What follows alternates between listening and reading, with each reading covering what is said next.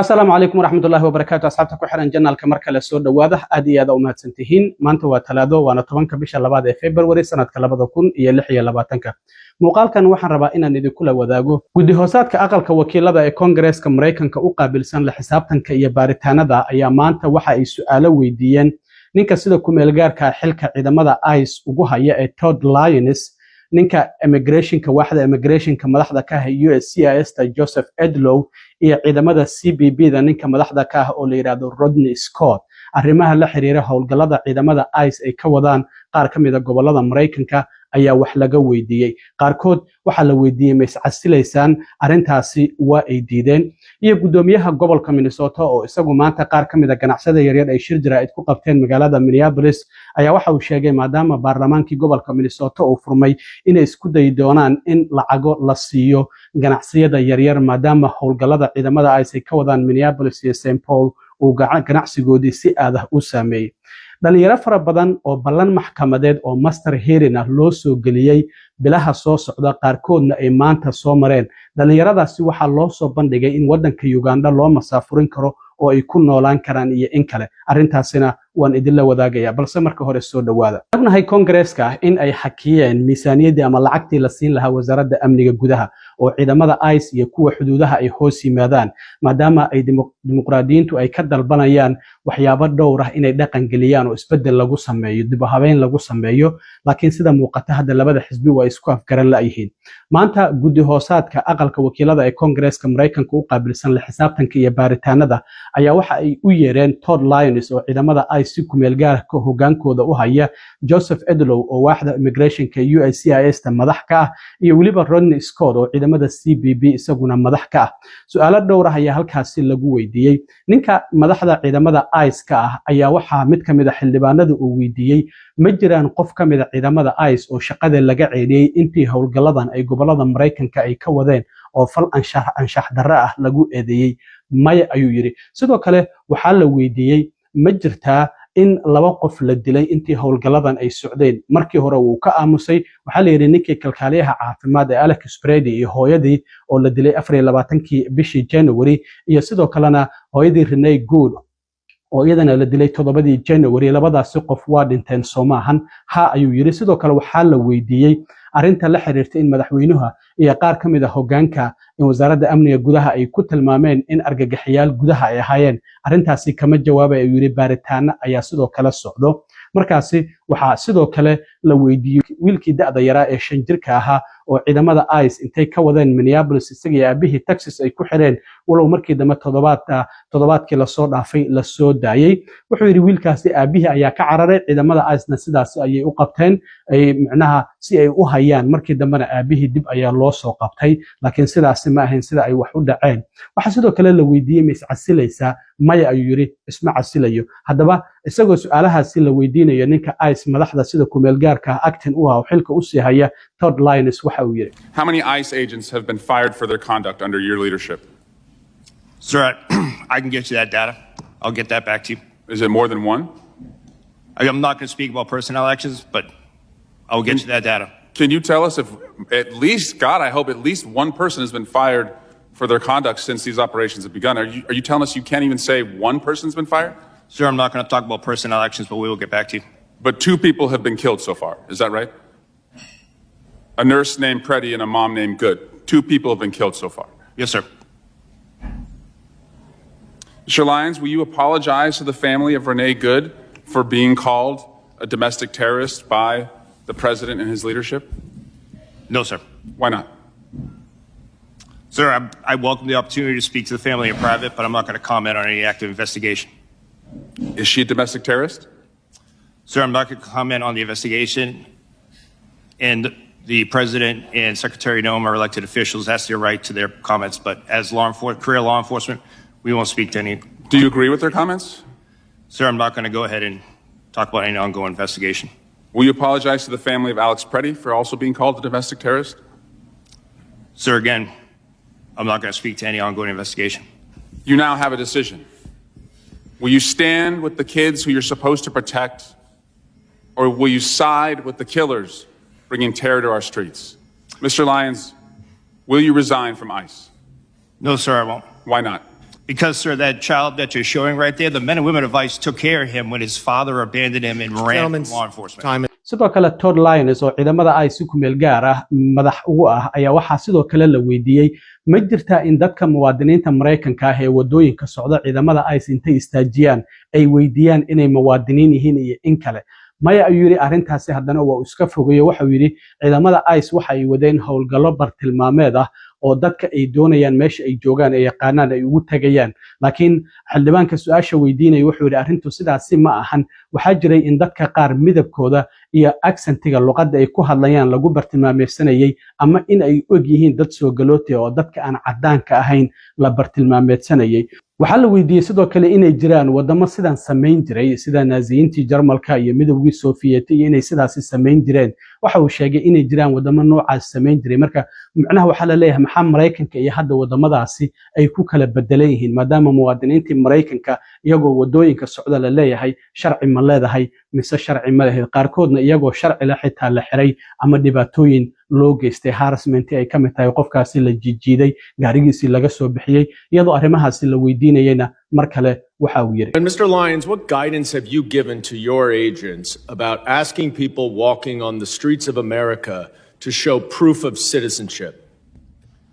Sir, as I stated earlier, the men and women of ICE, deportation officers, special agents, we conduct targeted intelligence-driven operation. We don't walk around on the streets asking people about their American citizenship. Really? So all of those individual American citizens who have been randomly asked are lying. Is that what you're saying? Sir, if the men and women of ICE are conducting an investigation, whether it be for Title 8 immigration enforcement or Title 18 criminal enforcement, they'll ask someone their nationality.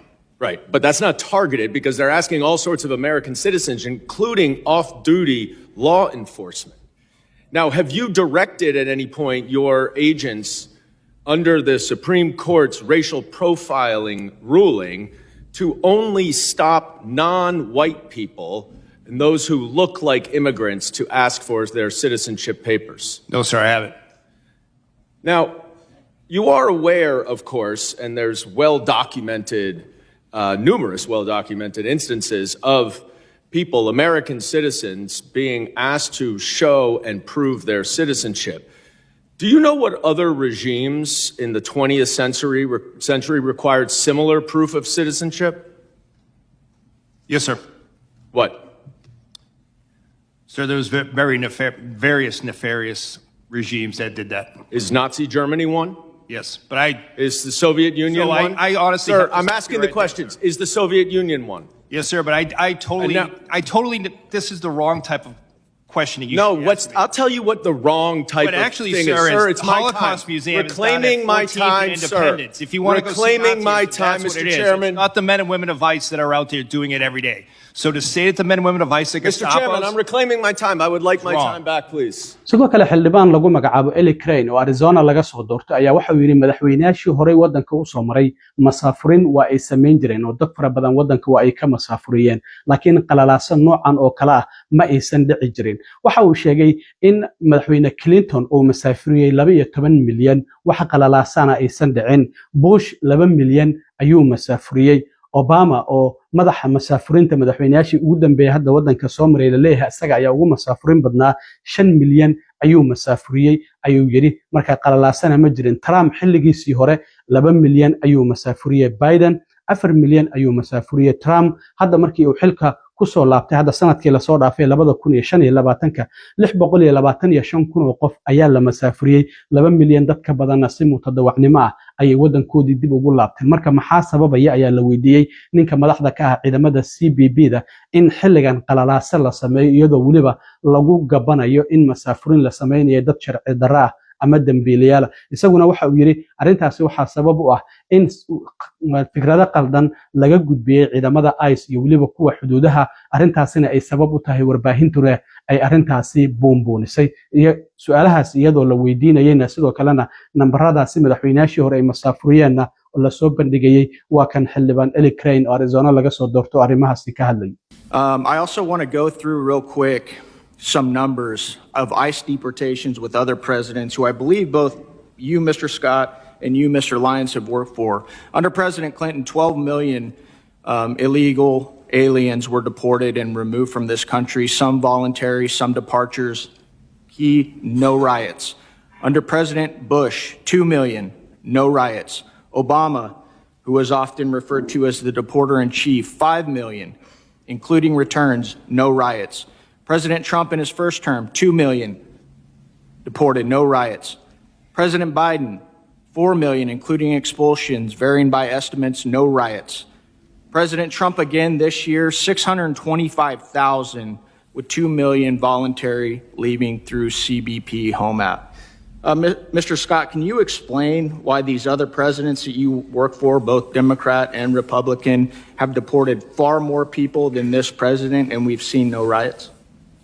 I would say it has a lot to do about rhetoric and misleading the American public about what's really going on and how important border security really is to this nation. dhinaca kale gudoomiyaha gobolka Minnesota Tim Walz iyo qaar kamid ah milkiilayaasha ganacsiyada yaryar ee maanta shir jaraa'id ku qabtay Minneapolis howlgallada ku dhawaad 3 bilood oo la soo dhaafay ciidamada ICE ay ka wadaan magaalooyinka Minneapolis iyo St. Paul waxa ay saameyn xooggan ku yeesheen ganacsiyada yaryarka ah qaarkood waa ay xirmeen maadaama dad imaanaya aysan jirin isla markaana kiradii qaarkood aysan iska bixin karin haddaba gudoomiyaha gobolka waxa uu sheegay maadaama kalfadhigii baarlamaanka uu dib u soo laabtay inay isku dayayaan in lacago loo ansixiyo si ganacsiyadaasi ay u sii jiraan ama ay u sii shaqeeyaan waxa uu sheegay arrintan waxaan sameynay xilligii coronavirus-ka laakiin arrintaasi waxa ahayd arrin masiibahan waxba laga qaban karin laakiin waxa uu yiri masiibadan waa mid bini aadamku uu sameeyay sidaas darteed waxaan isku dayi doonaa inaan ganacsiyada yaryar caawino hadda dawladda hoose ee Minneapolis ayaa toddobaadkii hore waxay meel mariyeen lacag 1 milyan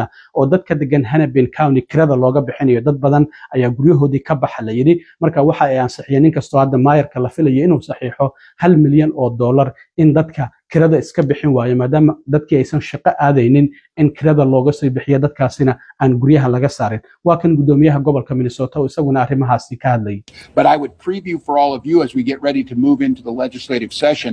We're working with our partners. We're listening to people like Patty who are telling us this is what we need.